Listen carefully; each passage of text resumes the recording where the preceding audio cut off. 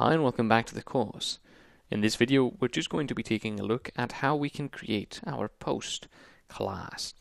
So if we go to our post.py file here, and I'm just going to add a new line there, we'll see that we have now created an init method.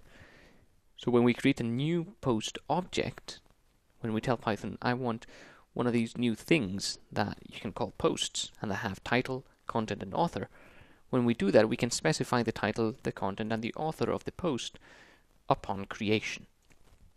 And that simplifies later on, so we don't have to change the properties after creating the object. So that's all good. What other things will this post need? Posts are going to need a blog ID, and what this is which blog does this post live in? Basically, if this post is under my blog or Joe's blog. So we need a way to identify the blog that this post belongs to. So we're going to have a blog ID variable. And this blog ID, as I said, is just which blog am I in? Am I in my blog, Joe's blog, or Rolf's blog, or Anne's blog? We're going to need title, we're going to need content, we're going to need author, and we possibly will also need a post ID. What is the ID of this specific post?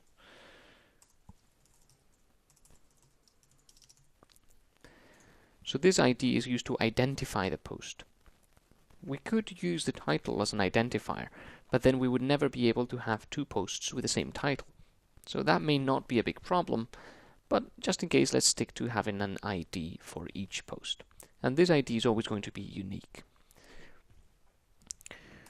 Now, posts can do things. What sort of things can a post do? Well, it can save itself to the database, for example.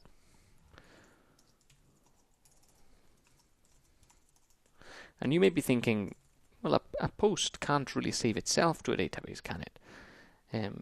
Something else can save the post to the database, but really, that may be a bit of a line that you can be on one side or the other. So you can have something else saving a post to the database, or you can say the post knows what the database is and can therefore save itself to the database. And I think that makes sense. That's kind of like saying, can a student go to class or do they have to be taken? Well, it depends on the motivations of the student, I guess.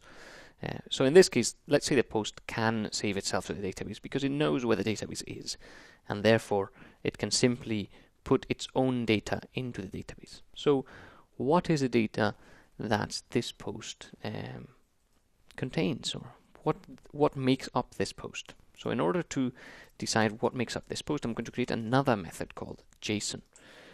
And this JSON method, what it does is it creates a JSON representation of the post itself. So this JSON representation is really just a key value set. So it can have ID. So the ID of the post is self.id. This object's ID. So if we're talking about post 1, then this would be 1. If we're talking about post 2, then this would be 2. It also has a blog ID, which is self blog ID. It also has an author, which is self.author. It also has a content, which is self.content. It also has a title, which is self.title. And it also probably has a date in which it was created. So I'm going to put that up here as well in the init method, self.created date equals date. And notice that I can do this. I can say self.created date equals date. They don't have to have the same name, even though they tend to. They don't necessarily have to have the same date. And I'm using created date because I think that reads a bit nicer. And because up here, it really doesn't matter what you call it. You could call it created date up here as well if you wanted.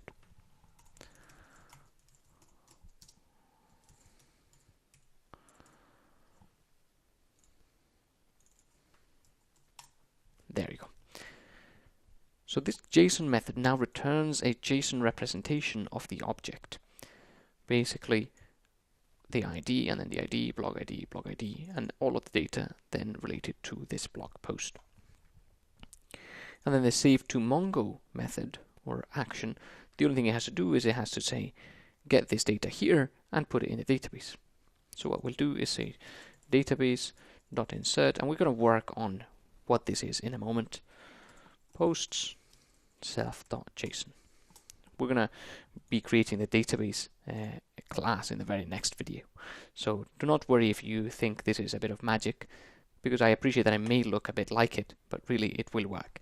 So what this will do is it'll connect to the database somehow, and it will insert some data in this collection. Collection equals posts, data equals self.json. So what it'll do is it'll put inside this collection this data. And that's what we're going to be working on in the very next video. So that is what we're going to be looking at in this video. So thanks for watching, and I'll see you in the next video where we're going to be working on the database class. So I'll see you there.